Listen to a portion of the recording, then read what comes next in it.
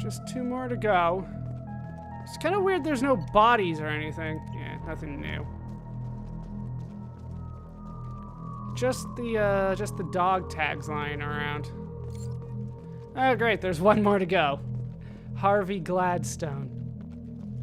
So, now we begin the search pretty much everywhere I've already been in search of that last dog tag.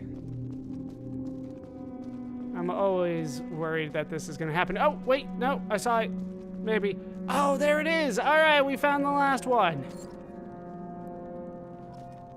Monica Negulesco. So they're asking me where I want to put it. I feel like over by where it says Normandy is probably the best spot. It was one of the first spots we went to, but I feel like right here is good.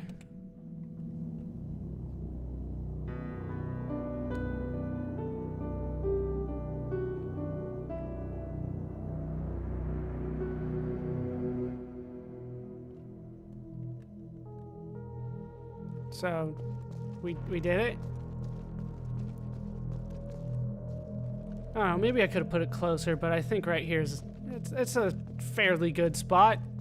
I don't know what to do with all the dog tags. They didn't really give me a bonus or anything, but I got all of them. I got a helmet, so let's head back to the Normandy.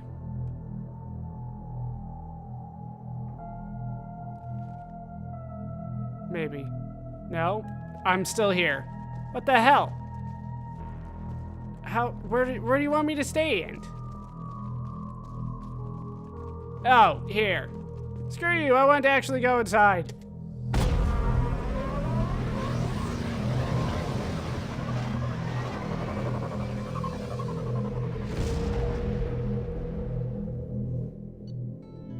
And we did it.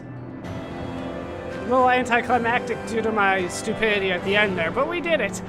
A monument has been placed at the last resting place of the SSV Normandy on Cora, and all the families of all missing crew members have been notified of their ultimate sacrifice. Shepard's lost N7 helmet was recovered. I believe I got everything. They gave me 200 experience. Well, I got 10 per dog tag, so that's the 200 experience right there. They gave me 3,750 credits for that, all from the Alliance, not from Cerberus. I got 385 element 0, and we are done. If that's really all that DLC was, that was not worth it. I mean, it was something, and I mean, it had some impact, but... Wait, I have to purchase star charts? In order to... What the hell's going on in this game? You received a new message at your private terminal. I bet I did. Unread messages. Cerberus command request. Reports tell us you've been operating in the Omega Nebula. We'd like you to look into a situation on Lauric, a nearby planet in the Fathar system. Scan the planet for a base where we believe Eclipse Mercs are holding one of our operatives. You should be able to detect the operative's transmitter, extract the operative. If the operative is beyond rescue, recover any intel that Eclipse may have collected. This is a very delicate matter, Shepard. We trust in your discretion. Let's have take care of Garrus. This is from Nala Butler. Commander Shepard. My husband was one of the men serving on Garrus's team. I don't know how much Garrus talked to you about what happened. I don't know the specifics myself, only that my husband died in a trap set by those bastard gangs. I know Garrus blames himself. He took every shot fired at his squad as a failure on his part. And it was clear when he sent me the message about my husband that he thinks it was his fault. My husband would never have wanted that. He was proud of the work he did on Garrus's squad. He was taking back Omega from the gangs. He died fighting with honor. I miss him. God, I'd give anything to give him back. But whatever happened there wasn't Garrus's fault. You're his commander now. Please, if you can, help him stop blaming himself. And please don't tell him that I sent you this. Thank you. Nala Butler.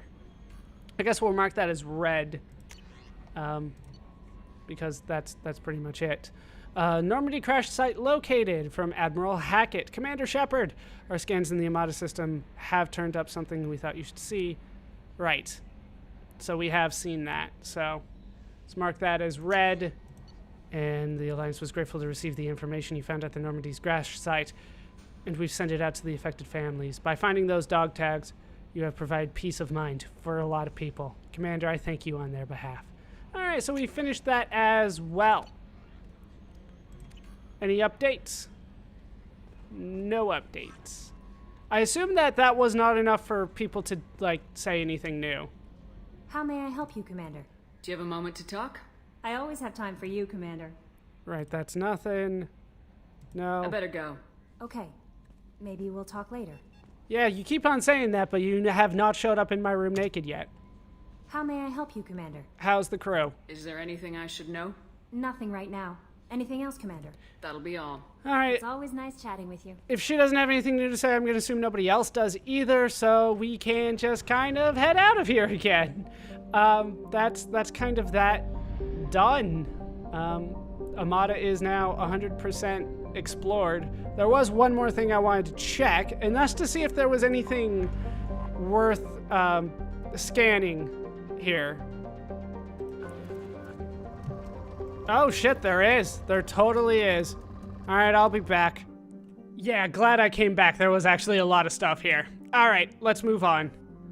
We are done here in the Amada system, so we need to head out and go to probably back to Omega, well, Sarabaric, so that we can get more things here. Looks like I'm gonna have to do it like one at a time, which kind of sucks. I have to keep on going back to the fuel depot and buy probes. And then I should head out. Let's see if there's anything in particular. You know what, let's just head out somewhere. Kind of the Cara of Amori, sure. Is there anything particular around here anymore? It doesn't look like it. So I guess we'll just continue exploring the Omega Nebula for the time being. Seems kind of weird to just hang out here, but it also seems weird to leave here without checking everything. So I'm going to check everything. I guess we'll start here.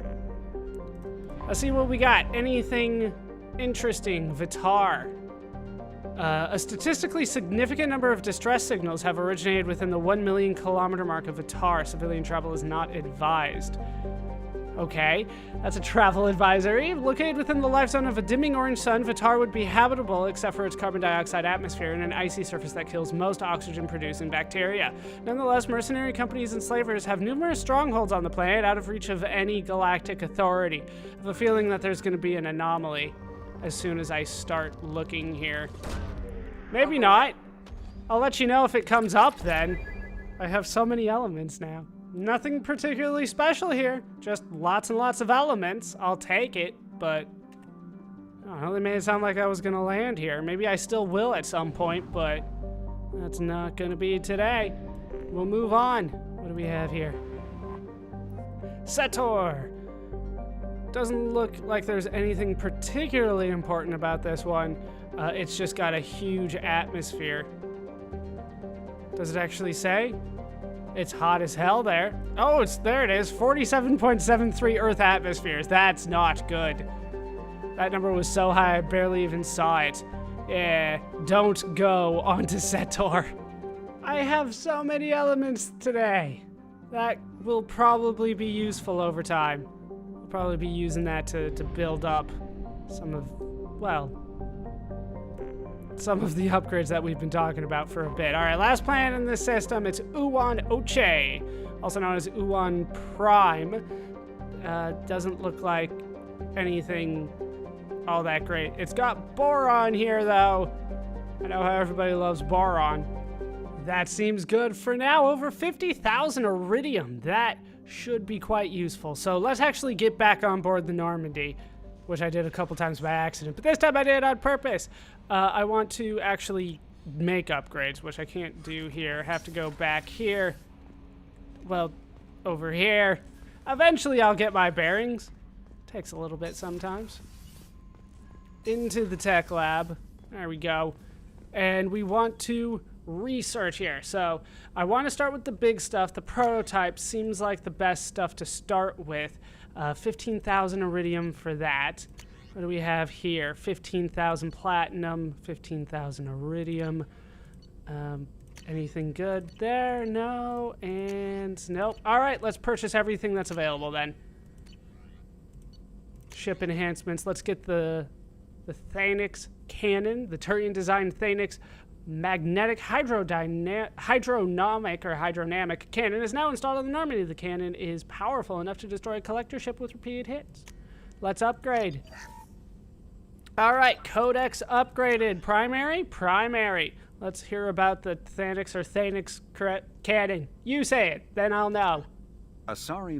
Following the Battle of the Citadel, human and Turian volunteers conducted a massive 3-month recovery effort to clear the station's orbit of debris. Secretly, the Turian Office of Technological Reconnaissance volunteers were technology recovery specialists, salvaging the main weapon of the Geth flagship Sovereign and large amounts of its valuable Element Zero core. Contrary to popular belief, Sovereign's main gun was not a directed energy weapon. Rather, its massive Element Zero core powered an electromagnetic field suspending a liquid iron-uranium-tungsten alloy that shaped into armor-piercing projectiles when fired. The jet of molten metal, accelerated to a fraction of the speed of light, destroys targets by impact force and irresistible heat. Only 11 months after the battle, the Turians produced the Thanix, their own miniaturized version of Sovereign's gun. The Thanix can fire reliably every 15 seconds, rivaling a cruiser's firepower, but mountable on a fighter or frigate. He said 15, but it says 5. So which is it, 5 seconds or 15 seconds? Did they give him one script and then decide, no, 5 seconds is long enough? And it is indeed Thanix, so we'll stick with that, hopefully, if I remember. Let's get the second upgrade here, the mineral scanner. Hopefully that will help. The Android Group's proprietary Argus planet scan technology has been integrated into the ship system. This will greatly speed up the planet scanning process. Good. And we get another codex entry for that. Secondary. I have to read this one. The Argus planet scan technology. The Argus provides a qualitative leap in planetary surface imaging, a proprietary technology of the Android Group, an RRD laboratory reportedly owned by Cerberus. This upgrade for Normandy's sensory array delivers superior long-range topographical scanning resolution and rendering speed. By deploying an orbital multi-static grid of 100 radar-emitting microsatellites, the Argus quickly delivers a global digital elevation model, DEM, at 15 meters per pixel, MPP, resolution, vastly outclassing the Normandy's previous scanner peak performance of 27 MPP. Such imaging quality provides superior defensive intelligence and at a speed warranted by the dangers of combat. At slower scanning and rendering speed, the Argus can resolve down to an astonishing 0.001 MPP, 1 millimeter per pixel. Ideal for geological and biological prospecting, archaeological research, and long-term security surveillance.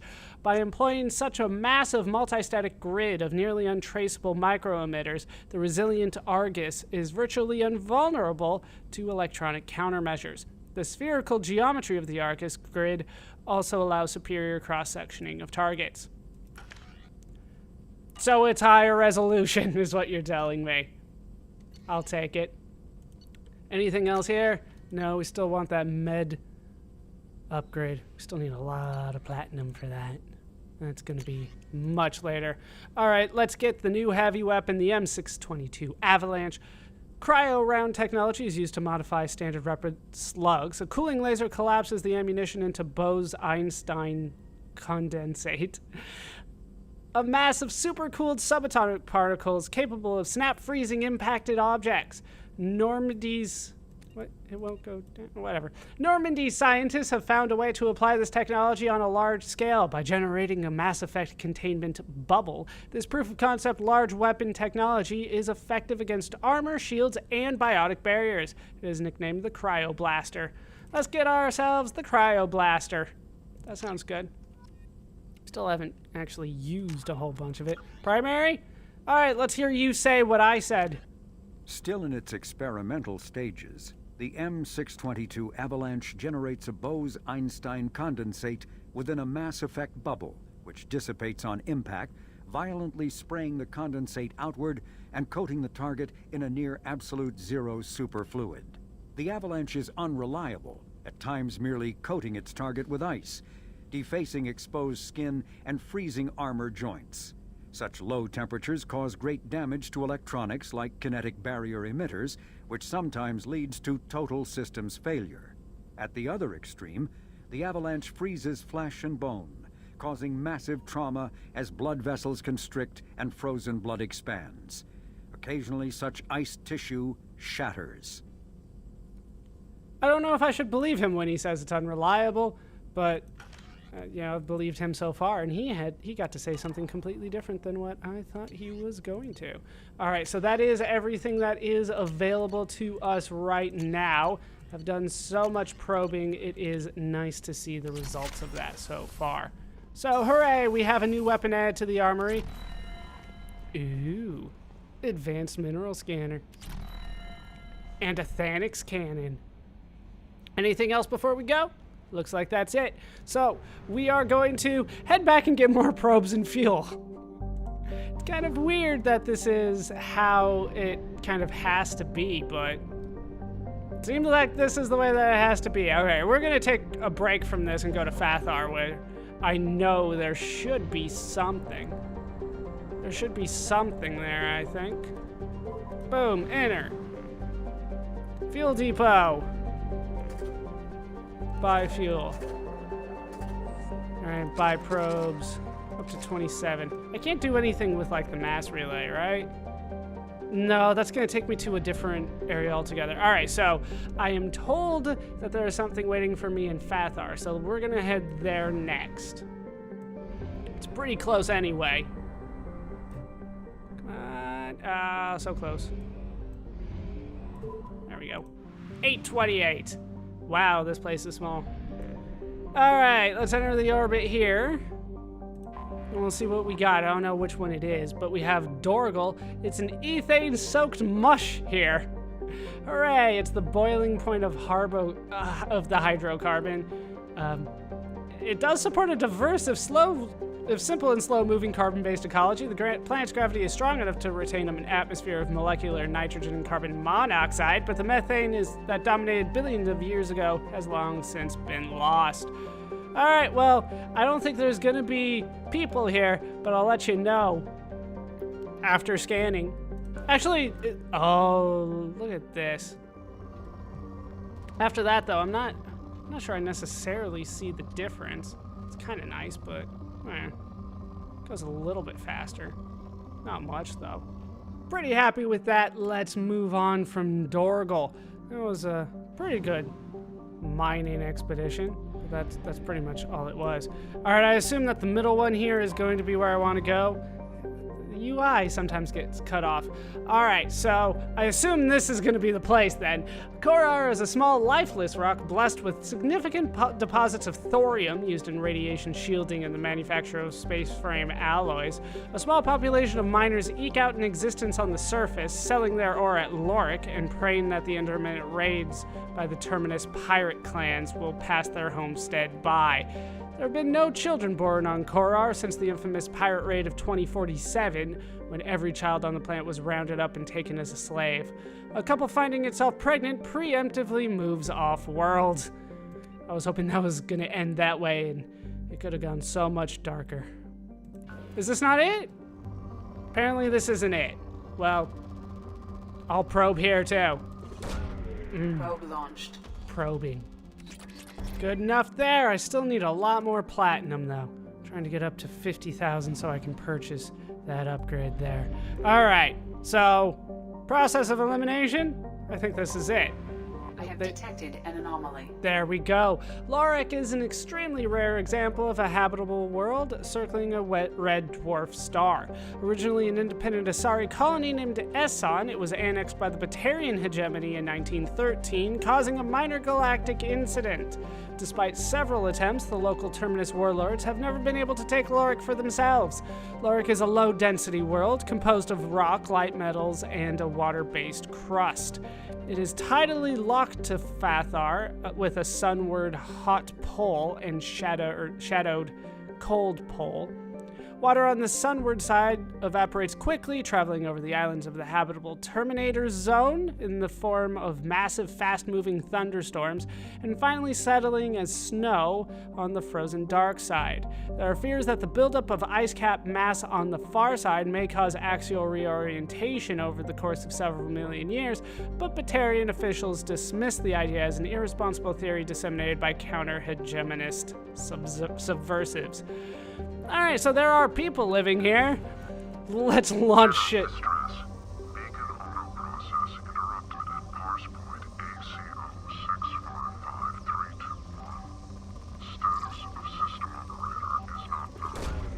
Probe launched. Oh, right. 655-321. I'm on, dear. The system operator is Probe not away. known. General distress. Scans have found something. Anomaly detected. I figured out the reticle thing that they were talking about. I was looking on the planet, but they mean on the reticle. Signal scans detect a transmitter matching Cerberus encryption. It is registered to an unknown deep cover operative. Cerberus operative life forms unconfirmed. Other transmissions that match known Eclipse-coded communications also detected. All right, let's land. Do I get to bring a party this time? I want to see a particular person in action. We haven't had a chance to see that yet. Not really, at least. All right, so we're gonna bring Garrus, and we're gonna bring Jacob. And I feel not Jacob, Morden. I feel like that's a good team. Still feel like that's a good team. All right, Garrus now has a few options here. I think the Vindicator is the one that I still want. Yeah, that's probably going to be for the best. And all the rest of the stuff is pretty much what I wanted to do. All right, so that's the Singularity Projector. We'll try that again. I think we're good to go.